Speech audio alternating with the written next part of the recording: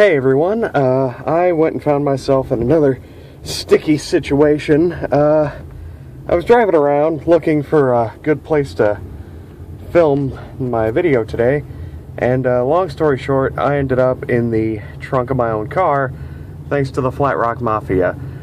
That's what the fucking assholes are calling themselves. I'm not really sure where I'm going, but you know, I figure might as well since I'm here and I got the time.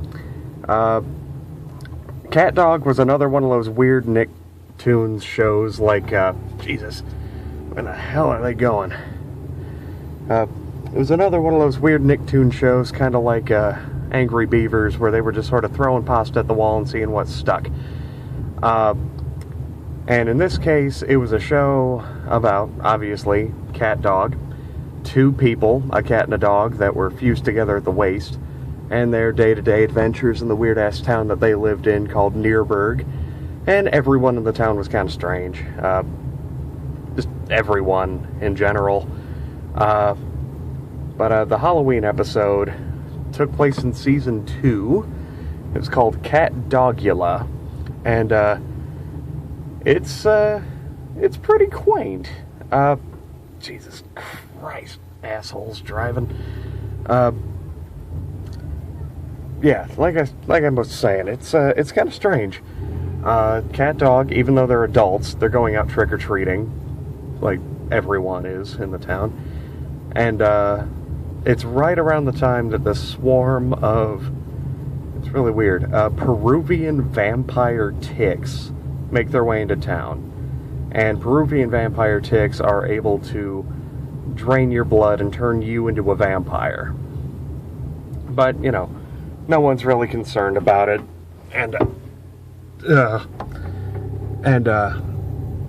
anyway, so, you know, people are sort of going about their Halloween business.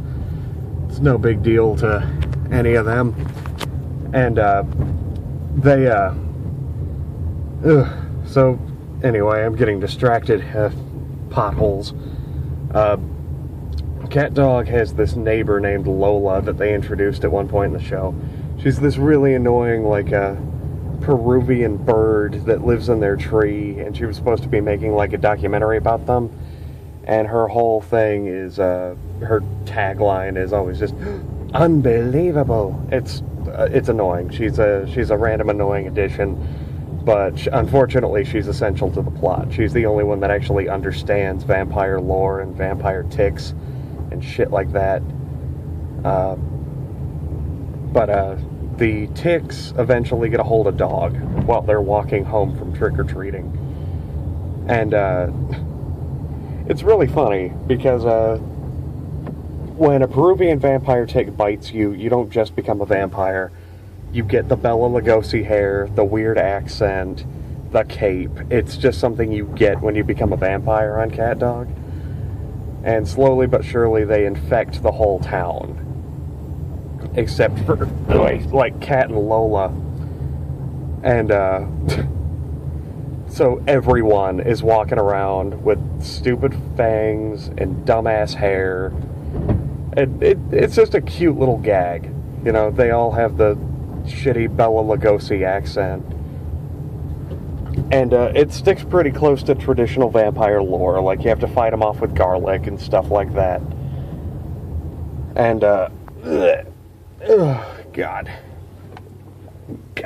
damn it.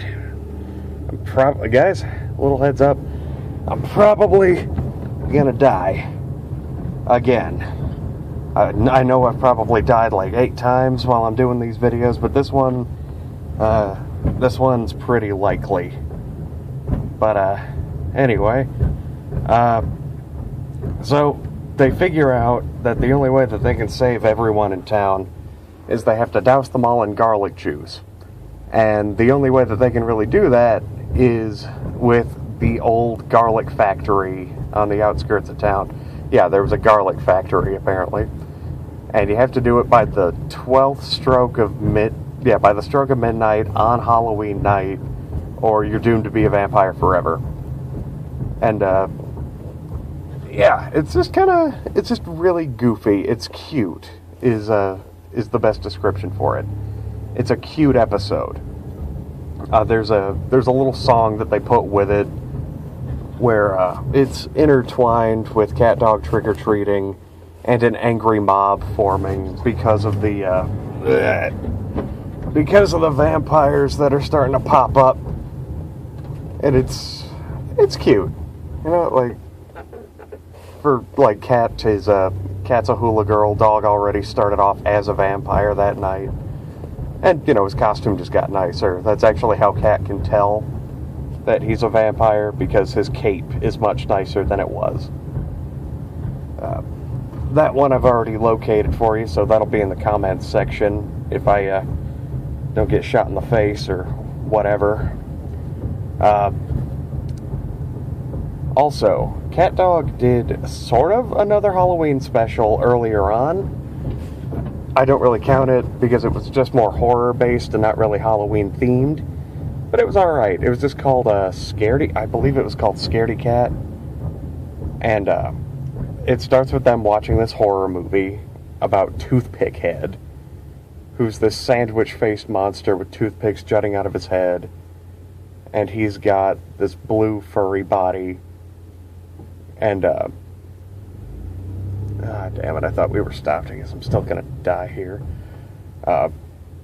And he's always chasing people down, trying to kill them because he's trying to find who bit into him. He's got a big chunk of his head missing. It's actually a pretty neat monster design. He's got a Greek olive for a nose. But anyway, so they watch this movie, and over the course of the night, they're getting more and more and more freaked out because they're finding toothpicks everywhere, breadcrumbs in the bed, and it turns out that this monster that they saw in the movie is totally fucking stalking them. And it's a good chase.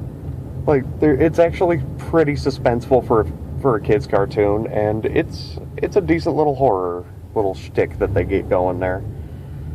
The next segment after that wasn't even horror related, so I was debating even talking about a Scaredy Cat, but you know what? It was pretty spooky, so I figured I would loop it in. Tonight's video I know is a little on the short side compared to what I've been doing lately, but you know, I figured with everything going on tonight, I might as well you know, try and get out of the trunk, or maybe kill these goddamn teenagers, something like that. Oh, one thing that I forgot. The townsfolk, back to Catdogula for a second. The townsfolk, when they start hunting the vampires, they immediately go for torches and pitchforks. It's that kind of angry mob. And apparently they do this shit all the time, according to the show. It's pretty funny. Anyway, if I'm not dead by tomorrow, I'm going to be talking about Rocko's Modern Life, which is one of my all-time favorite Halloween specials. Again, that's if I don't get murdered. So, yep, tomorrow, keep an eye out for my chilling selection of Sugar Frosted Frights and Ed is Dead, a thriller.